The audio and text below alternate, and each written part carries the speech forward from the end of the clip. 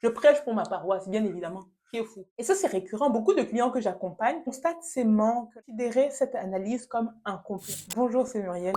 Il y a quelques jours, je discutais avec un nouveau client qui m'a transmis ses analyses de sol. Je lui ai expliqué que les conclusions de ces analyses n'étaient pas exactes. C'est pas la première fois que je constate cela. Donc aujourd'hui, je vais vous donner quelques conseils pour ne pas vous faire avoir.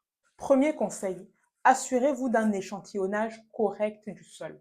Assurez-vous que les échantillons de sol aient été prélevés de manière adéquate sur la parcelle.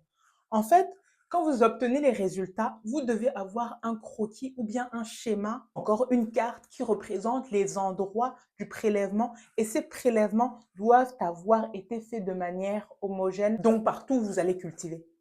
Une mauvaise technique d'échantillonnage peut fausser les résultats. Deuxième conseil, comprenez les paramètres analysés. Je ne vous demande pas d'être expert, mais c'est votre champ, c'est votre projet. Il faut que vous sachiez à peu près de quoi on parle. Dans une analyse de sol, il y a différents paramètres à évaluer. Le minimum syndical doit comporter la texture, le pH, les teneurs en azote, le phosphore, le potassium, la teneur en matière organique, le carbone organique, la CEC, le C sur N, l'activité du sol, donc les vers de terre, par exemple. Beaucoup de mes confrères, hélas, mesurent bien moins de paramètres. Est-ce que c'est parce que le client ne veut pas, par manque de moyens?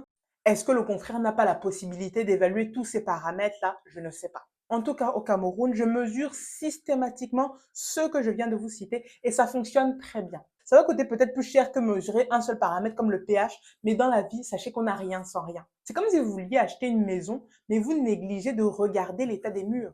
Seulement le jour où vous emménagez, il faut sortir de l'argent pour tout remettre à neuf.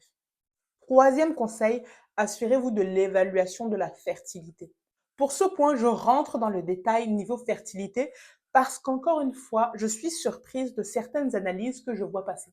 Dans une analyse, on peut évoquer différents types de fertilité. Trois notamment dont je vous ai déjà parlé.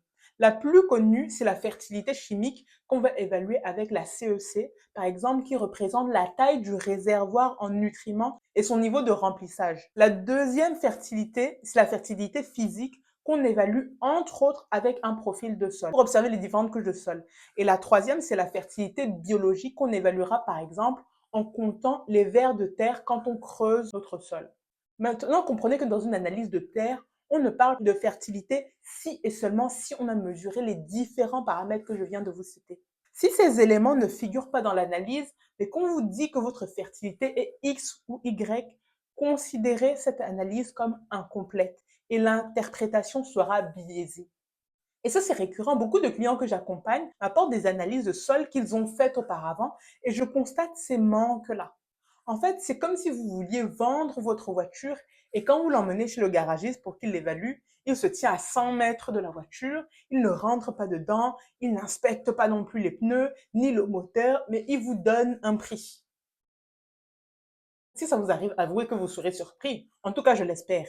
Sinon, je ne peux plus rien pour vous. Bref, vous ne pourrez pas obtenir ces informations sans une image complète de la fertilité de votre sol. Quatrième conseil, demandez un rapport détaillé et clair. Le rapport d'analyse de sol doit être détaillé et compréhensible. Il doit inclure une interprétation des résultats, des recommandations spécifiques et des actions à entreprendre pour, d'une part, améliorer la fertilité de votre sol et répondre à la question probablement soumise à l'agronome, quelles sont les cultures possibles sur cette parcelle? Attention, ce n'est pas une étude économique sur les faisabilités, mais les potentialités sur une parcelle donnée. Cinquième et dernier conseil, consultez un agronome. Je prêche pour ma paroisse, bien évidemment, qui est fou. L'avantage de consulter un ingénieur agronome, c'est qu'il vous donnera des conseils personnalisés. Et selon vos attentes, il vous aidera à élaborer un plan d'action efficace basé sur les données obtenues et correctement mesurées. Merci pour votre écoute. Prenez soin de vous.